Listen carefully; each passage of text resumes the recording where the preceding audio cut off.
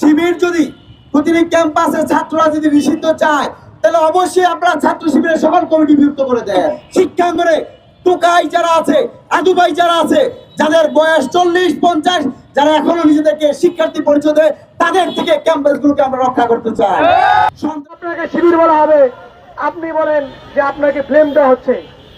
আমরা আহ্বান জানাতে চাই ছাত্র শিবিরের যারা কেন্দ্রীয় নেতৃবৃন্দ আছেন, আপনারা যারা আপনাদের সাথে রাজনীতির সাথে যুক্ত আছে, সবাই যেন প্রকাশ্যে রাজনীতি করে। একটা গুপ্তধর, এই একটা সন্ত্রাসধর, এই একটা গুপ্তধর, এই একটা সন্ত্রাসধর, এটি এত রক্ত, এই রক্তের বন্যায় তোমার আমার পরিচয়, এই শিক্ষার্থীর পরিচয়, তোমার আমার পরিচয়।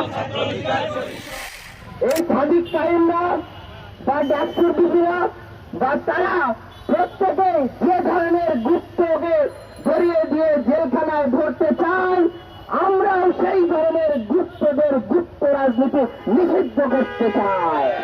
কথা খুবই স্পষ্ট, ছাত্র সংগঠনগুলোর কাজ রাষ্ট্রের যে কোনো প্রয়োজনে রাষ্ট্রের সাধারণ মানুষের পাশে থাকা, শিক্ষার্থীদের যে কোনো প্রয়োজনে শিক্ষার্থীদের পাশে থাকা, শিক্ষার্থীদের যে কোনো যৌক্তিক দাবিতে অধিকার আদায় করা। ছাত্র সংগঠনগুলোর কাজ সন্ত্রাসী কর্মকাণ্ড করা নয়। আপনারা